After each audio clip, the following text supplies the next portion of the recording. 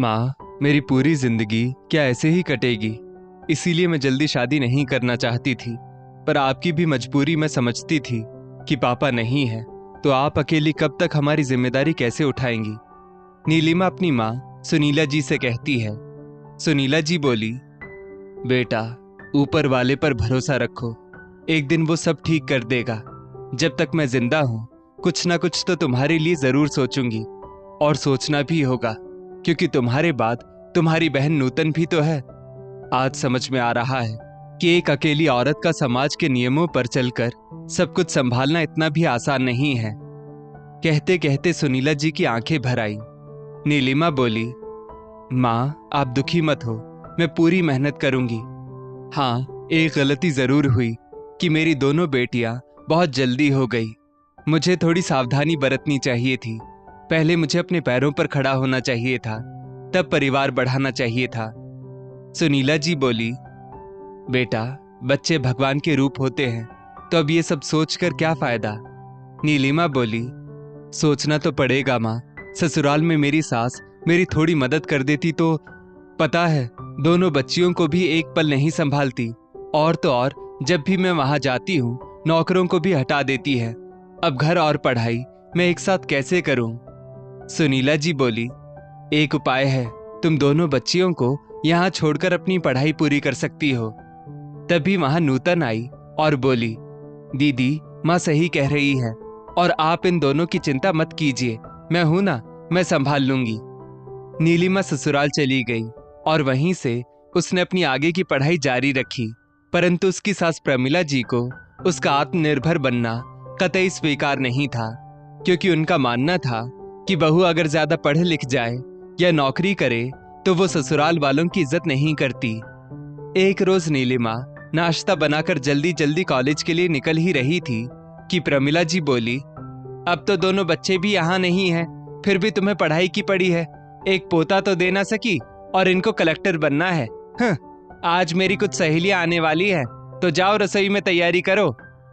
करीब करीब हर रोज का यही तमाशा था, और नीलिमा जल्दी जल्दी सब काम करती और भागकर कॉलेज अटेंड करती कि बस किसी तरह वो अपनी पढ़ाई पूरी कर ले। उधर समय बीतता जा रहा था। सुनीला जी की भी उम्र हो रही थी और नूतन भी शादी योग्य हो गई थी। एक रोज सुनीला जी अपने भाई विनोद बाबू से बोली, भैया, अब नूतन के लिए भी कोई लड़का देखिए। मैं चाहती हूँ जीते जी मैं अपनी जिम्मेदारियों को पूरा कर दूं। विनोद बाबू बोले, सुनीला, मैं तुम्हारी परेशानी समझता हूँ।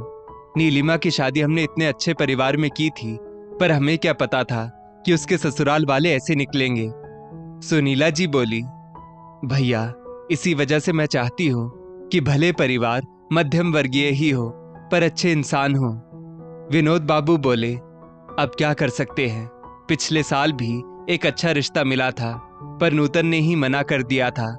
हाँ, मैंने एक दो जगह और बात चलाई है, तो तुम चिंता मत करो, अच्छा ही जवाब आएगा। अब मैं चलता हूँ और देखता हूँ कोई अच्छा रिश्ता मिले तो। इतना कहकर वो वापस गांव चले गए। नूतन ने अपनी माँ और मामा की बात सुन ली थी, तो आकर बोली, माँ, मुझे अभी शादी नहीं करनी, आप क्यों नहीं समझती? दीदी इन दोनों को मेरे भरोसे छोड़कर गई है, तो मुझे इन्हें भी देखना है और अपनी आगे की पढ़ाई भी पूरी करनी है। माँ, जीवन में शादी ही सबसे जरूरी नहीं होती। माँ बोली, बेटा, नीलिमा तो आती जाती रहती है, और मैं भी तो हूँ यहाँ बच्चियों को देखने के लिए, और ये कौन से दूध पीते बच्चे हैं जो मुझे नहीं समझेंगे। अच्छा लड़का हाथ से निकल गया तो फिर ढूंढना मुश्किल हो जाएगा, और मेरे जीवन का क्या भरोसा। नूतन बोली, माँ, ऐसा मत बोलो। दरअसल पिछले 2 साल से नूतन शादी की बात को ऐसे ही टाल रही थी। समय बीता। करीब 1 साल बाद नीलिमा की पढ़ाई जब पूरी हुई और वो दोनों बच्चों को लेकर अपने पति के साथ जाने लगी, तो सुनीला जी अपने दामाद मुकेश बाबू से बोली, मेहमान, काम छोटा या बड़ा नहीं होता, और अपनी मेहनत की कमाई से सूखी रोटी भी हलवे जैसा स्वाद देती है। मैं जानती हूँ आप जितना भी कमाएंगे मेरी बेटी उसमें गुजर बसर कर लेगी, बस आप उसका साथ दीजिएगा। मुकेश ने हाथ जोड़कर कहा, मम्मी जी, आपने जितना साथ दिया हम उसका एहसान कभी नहीं भूल सकते। अब क्या करूं, मेरी माँ पढ़ी लिखी होकर भी आप जैसी समझदार नहीं है, तभी तो हमें 2 साल तक बच्चियों को आपके पास छोड़ना पड़ा। सुनीला जी बोली, अरे नहीं नहीं मेहमान, ऐसा मत कहिए। इन बच्चियों की वजह से मेरे घर में भी रौनक बनी रही। बस आप अपना और इनका ध्यान रखिएगा और आते जाते रहिएगा। इतना कहकर नीलिमा ने बच्चियों के साथ विदा ली। अब नूतन के पास कोई बहाना नहीं था कि वो शादी की बात को टाल सके। असल बात तो ये थी कि वो अपनी माँ को अकेले छोड़कर जाना नहीं चाहती थी। कहते हैं भगवान सबके सुख दुख की चिंता करता है, तो उसने नूतन की चिंता भी देखी। एक रोज विनोद बाबू आए और फोटो दिखाते हुए बोले, लड़का अकेला है, माता पिता उसके बचपन में ही गुजर गए थे, चाचा ने पाला है।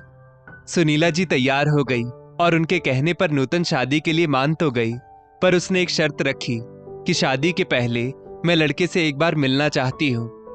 आस पड़ोस और रिश्तेदार कहने लगे, देखो तो इसीलिए कहते हैं लड़कियों के ऊपर बड़े भाई या पिता का साया होना चाहिए, वरना वो ऐसे ही मनबूढ़ हो जाती हैं। सुनीला जी बोली, भविष्य के बारे में सोचना अगर बदतमीजी होती है तो मैं चाहती हूँ मेरी बेटी बदतमीज हो जाए, पर अब वो अपने जीवन का फैसला खुद करेगी। फिर लड़के से मिलने के लिए एक जगह और एक समय तय किया गया। नूतन ने बड़ी ही शालीनता से अपने मन की बात विनय के सामने रखी कि मेरे पिता नहीं हैं, हम 2 बहनें ही हैं। एक बहन की शादी हो चुकी है और मैं अपनी माँ को किसके भरोसे छोड़कर आपके घर आऊं, तो क्या आप मेरी माँ की जिम्मेदारी उठाएंगे? क्या शादी के बाद आप अपनी माँ की तरह उनको अपने साथ रखेंगे? नूतन की ऐसी बातें सुनकर विनय उससे बहुत प्रभावित हुआ और उसने अपनी मंजूरी दे दी। बहुत कम ऐसे लड़के होते हैं जो शादी के पहले ससुराल की सारी जिम्मेदारियों को उठाने के लिए तैयार हो जाते हैं और पराई लड़की के दुख को भी अपना दुख समझते हैं।